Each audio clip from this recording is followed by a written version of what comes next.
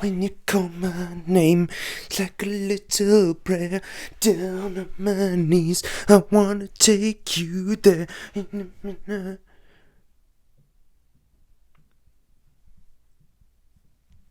You saw nothing. What's up, guys? The jaw piece keeps falling off. Yeah. What's up, guys? My name is Midnight Maker, and today I'll be talking to you guys about how I homemade this Wolverine cosplay for about $100. So, as you can probably tell from the thumbnail as well as the helmet here, the costume that I made is the Wolverine suit from Deadpool and Wolverine. So, I made most of this costume myself. It is mostly DIY. I did order a couple of things from Amazon, which it's kind of typical for most of my homemade builds to at least order something as a base. And then normally I heavily modify it afterward, and then you can barely tell what the thing was in the first place. I guess I'll take this off now. Ooh. So I guess starting off with the obvious one, the helmet was 3D modeled by Vec 3D, and it was 3D printed and finished by me. This is his V2 of the Wolverine cowl from Deadpool and Wolverine, but he has since released a V3 of the helmet, and it is far more accurate than this one. I will probably be printing that off in the near future, but not before the con that I'm making this suit for. As you can probably also see, I scaled this very tight to my head, so whenever I move my jaw at all, it kind of bumps into the chin piece and can sometimes knock that entire sort of back and chin piece off. It's not a big deal. I should be able to fix it with some elastic, but it is a problem right now, so I'll get to that in the near future. So as far as finishing the helmet, as you can see, I did a lot of weathering on it. This was a really cool print for me because I actually printed this in yellow plastic and then just did a series of washes over it to kind of darken it. I've never done just a straight 3D print, take it off the bed and use it before, but since this helmet had some wonderful texture, you can probably tell here, the layer lines are actually mostly hidden by that printed texture. You can also probably tell I finished the wing pieces to be very screen accurate. They were painted with a flat black and then a metallic blue just kind of dusted over the top. So yeah, here is my cowl by Vec 3D that was 3D printed and finished by me. All in all, this cost about $40-ish because of the filament and then the 3D file. However, if you go on the WF3D website, they still have a sale on where you can buy this and the Deadpool mask for about $45-ish, so you can get each file for about $22. Now I'll just snap the pieces back on and I'll kind of shut up for a second so that you guys can kind of take in the cowl and just see how it looks.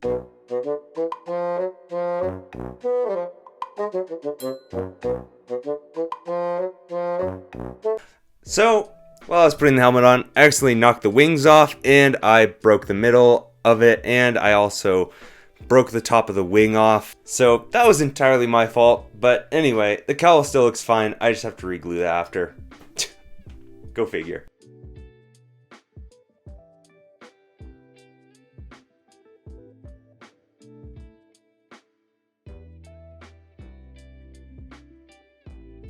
So, as I said before, Vec 3D has since released the V3 of this helmet. This was the V2. There is some problems with the jaw piece falling off, and then I was just a klutz and totally knocked the wings off. But luckily, Vec has since released the V3 of this helmet, and it seems like all those problems have essentially been fixed. So, if you guys go and buy that model right now, you will have a more accurate as well as a kind of better constructed version of this cowl. Shifting gears to the chest armor of this suit, as you guys can see, this is Wolverine's armor. So this pattern was from SKS Props. He has a full video tutorial on his YouTube channel for how you can construct this chest plate right here. SKS Props did a fantastic job on this armor pattern. It is easily one of the most accurate, if not the most accurate pattern you can get, whether it be a sewing pattern or a foam pattern. This is like the most accurate one you can find online, at least from what I could tell. In my opinion, it's even more accurate than a lot of the cosplay websites that are selling a Wolverine costume from Deadpool and Wolverine. The way he constructs it in his video, which I also copied, is with a clip system along the side. So you basically just buckle it up once you throw it on over top, and then it kind of just seals it right up. Before I throw on the chest armor, I'll talk about something that's kind of optional for your build, which is the undershirt. I wanted to make this undershirt myself. However, I couldn't find a pattern, as well as I'm kind of running out of time before this con is about to happen. So I kind of had to go to Amazon and just buy basically a printed shirt. I'll throw that on right now. So here is the undershirt. It's pretty much just a simple compression Wolverine shirt that I was able to find on Amazon. And yeah, it's gonna work great. The only part I really needed from this shirt is the sleeves, because that's the only part that really shows. So now with the undershirt on, I'll throw on the chest armor. The one reason I say that it's optional is because if you watch the movie, you know his sleeves get ripped off. You can totally rock that look. I just wanted to do this to help and tie the whole costume together, so you can totally go sleeveless for that kind of final battle look. So now, as you guys can see, here's the chest armor on with the undersuit, and as you can see, it really helps to fill out the kind of gaps in the armor. That was pretty much the main reason that I wanted to get this undershirt, was just to fill in some gaps. Just a quick little thing about this armor build, SKS Props also has a pattern for the belt, which I have right here. Again, this is super accurate to the movie, and it is incredible the amount of detail that he was able to put into this. I highly recommend checking out SKS Props' work if you're interested in building your costumes out of foam and potentially saving some money on your cosplays. I will be donating to him as all of his patterns are free. However, he does have a donations tab on his website, and so I highly recommend donating to him if his patterns help you out. I know I will be. So now I'll just throw this belt on real quick.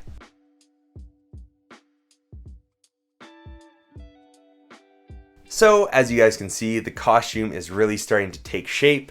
You know, it's just a really accurate pattern, and the fact that you can build this at home is just a huge plus for me, and I highly recommend that you do so. I will have a link to SKS Props' website where you can download these patterns in the link in the description. Next, I wanted to talk a bit about the gauntlets here. These were also by SKS Props.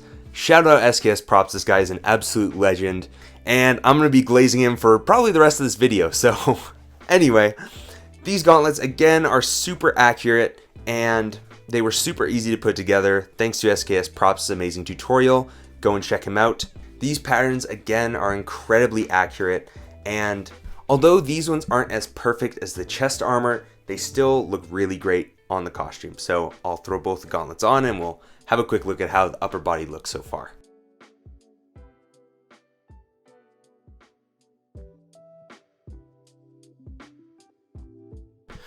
Alright guys, so here is the suit so far. As you can see, the shirt really helps to fill in those gaps in the armor, and it just really makes everything super coherent, and I really am a fan of how this costume is coming out. I figured I'd wait till the end of all the foam parts to talk to you guys about the process of how I painted this whole thing. So after assembling the whole thing, I actually assembled this whole thing with hot glue, which I do recommend doing the contact cement method that SKS Props does, because I believe that it'll probably give you a slightly stronger hold than this, but it's okay, this should work.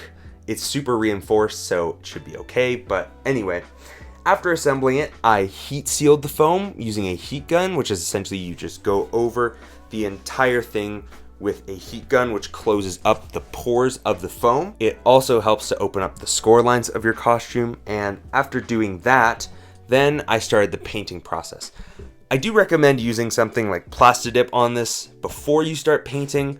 I personally didn't, because I knew I would be sealing the foam anyway after the fact with some acrylic varnish. But essentially what I did was I just used some Liquitex paints. I used Liquitex yellow, as well as I believe it was a Liquitex blue, and then just a kind of generic black paint. And it took a couple of passes for this costume because yellow is super hard to make it not look thin, so I had to do I think 3 coats on the yellow, and I think I did 2 coats on the blue for this whole costume. And then to weather it, I just did a mix of black and brown paints to match the weathering up to the screen used costume. I highly recommend that if you build this costume yourself, that you definitely follow screen use references for the weathering, because then you can really make it accurate, like where all the bullet holes are, where some of the, big gashes along the chest are, and things like that.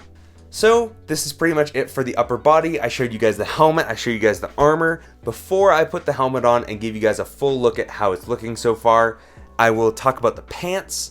which is kind of not interesting, but I still got to talk about it. So the pants were basically just a super generic pair of yellow joggers, because it was basically the only thing I could find anywhere that was close to the pants for this build. As you can probably tell, there are also some blue sections on these pants. This is just some blue bullet spandex that I used fabric hot glue to glue onto the pants themselves. I also did a big airbrush pass of them using some black airbrush paint. I still gotta weather these a lot more, but they're starting to take shape and they don't look super out of place with this costume. These were about $20 on Amazon, so again, it's gonna be hard to track down some yellow pants for this costume, so I'd recommend just doing this or maybe trying to scratch build them yourself. So now, as you guys can see here is my mostly finished Wolverine cosplay. I figured I'd do this video as kind of a work in progress, or kind of just to show you guys what I've been working on for the last few weeks here. It's coming together really good. The con that I'm making the suit for is in about a month, so I'm kind of running out of time, but it's coming together really quickly. I'll talk a bit about the things that I still have to do. I still have to make the yellow balaclava that goes to kind of connect that to the rest of the suit, so you obviously don't see my neck. I also have to make the gloves. I'm going to make the gloves out of the same bullet spandex as the pants here. And then of course the big one is the claws. I haven't made the claws yet. I bought the file from DO3D. I'm actually currently printing one of the pieces right now, but I obviously have not gotten around to finishing them yet, so unfortunately I don't have anything to show you guys for that. Aside from that, the suit is almost entirely done. I'm really happy with how this came out, and now I'll kind of run through the prices of things so that you guys can get an idea of how much it costs. It costs about 140 Canadian dollars. I live in Canada, which is close to $100. It might be like 105 US dollars, but I'll tally it up in Canadian and then I'll give you guys kind of a rough estimate in US dollars. So as far as the foam goes, I spent $40 on the foam. The undershirt was about $30. The pants, as I said, were about $20 or $25. The helmet file was $30 plus the $10 in filament. And yeah, as I said, the pattern for a bulk of this suit is free on SKS Props website. So that will save you a bunch of money there, but I also highly recommend that if you use his patterns, give him a donation, because this guy, SKS Props, is an absolute legend for putting these super accurate files out there for all of us to use for our cosplays. Now, I'll just throw the helmet on the suit. I'll probably take a little bit of a montage here so you guys can see how the costume looks so far, and then we'll kind of wrap up the video.